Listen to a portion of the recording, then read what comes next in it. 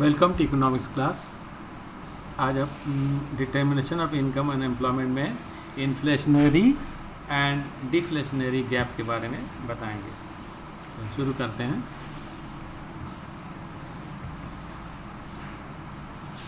सबसे पहले हम ये बताएंगे causes of excess demand. Excess demand क्यों होता है, कौन सी बातें हैं जिसकी वजह से एक्सेस डिमांड होता है। पहला, increase in household consumption demand due to rise in propensity to consume.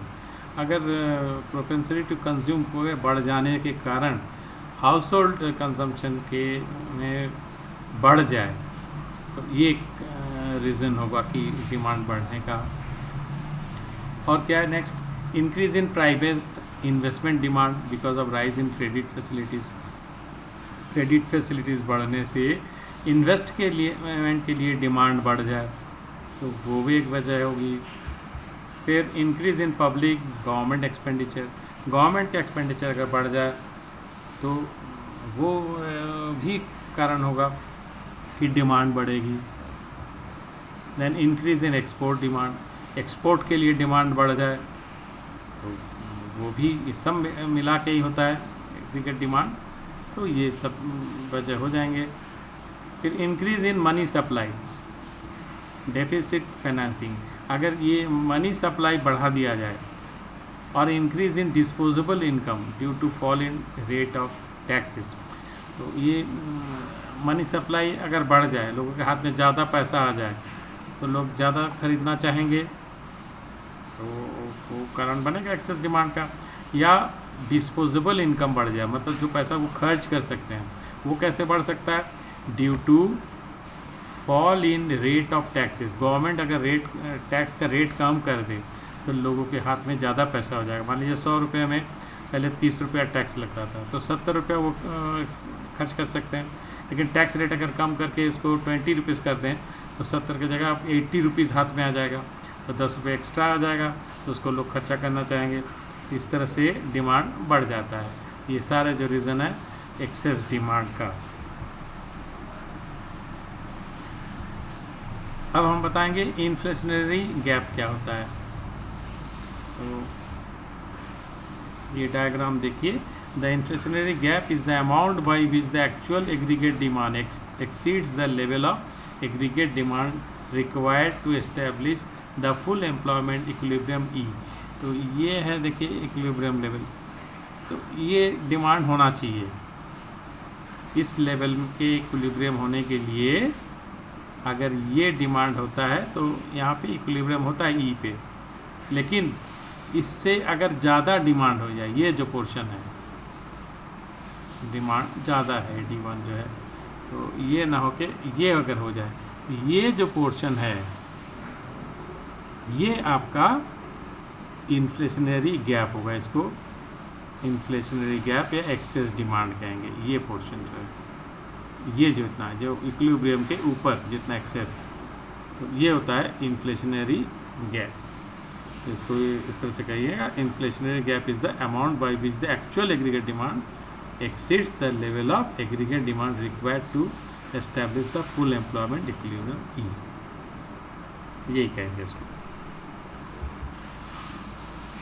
अब हम लोग कॉजेज ऑफ डेफिशिएंट डिमांड देखेंगे कि डेफिशिएंट डिमांड क्यों होता है, क्या कारण होता है जो डिमांड कम होता है। एक, fall in household consumption expenditure. जो भी उसका पढ़ा इसके पहले एक्सेस डिमांड का, उसका अपोजिट चीज़ हो जाएगी। कंजम्पशन, हाउस होल्ड का जो कंजम्पशन एक्सपेंडिचर हुआ अगर कम हो जाए। Fall in demand for private investment, investment का जो डिमांड है वो कम हो जाए तो वो सब असर करेगा।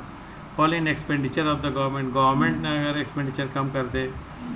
या डिक्रीज इन मनी सप्लाई और डेफिसिट फाइनेंसिंग, तो मनी सप्लाई को कम कर दिया जाए तो लोग के हाथ में पैसा कम हो जाएगा, तो खरीदारी कम करेंगे तो डिमांड कम होगा।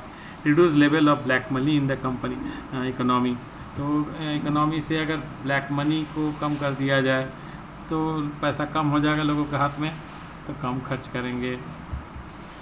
और fall in balance of payment, ये भी रीज़न बनता है, इससे भी जो वो परचेज़ कम हो जाएगा डिमांड, अगर बैलेंस ऑफ पेमेंट ये इसके बारे में आपका सेपरेट चैप्टर है बैलेंस ऑफ पेमेंट, तो उसको बताएंगे वहाँ पे। तो ये सारी चीज़ जो है आपका कम कर देगा डिमांड को। इसमें फिर है डिफ्लेशनरी गैप, और ये बताते हैं ये जो पोर्शन है इसको आप देख सकते हैं कि ये ई अगर एक्चुअल लेवल है, अगर जो इक्विलिब्रियम होता है इस लेवल में होता है उससे अगर कम में हो रहा है, तो ये जो गैप आ गया कम, यही डिफ्लेशनरी गैप है। The deflationary gap is the difference between the level of aggregate demand required to establish the full employment equilibrium. ये फुल एम्प्लॉयमेंट इक्विलिब्रियम लेवल है और उससे कम में हो गया, मतलब ये जो गैप आ गया, and the actual level of aggregate demand, ये तो ये जो कमी है इसको ही डिफ्लेशनरी गैप बोलते हैं या डेफिशिएंट डिमांड कहते हैं। ये फुल एम्प्लॉयमेंट लेवल का है इक्विलिब्रियम का, और इवन लेवल पे ही इक्विलिब्रियम हो जा रहा है, तो ये जो कमी है ये गैप, इसी को डिफ्लेशनरी गैप कहते हैं। तो ये कहेंगे कि ये टॉपिक भी बहुत इम्पॉर्टेंट है, ये अक्सर पूछा जाता है। Inflationary gap, deflationary gap, excess demand और डेफिशिएंट डिमांड, इसको आता है। तो इसको अच्छे से इतना जो बताया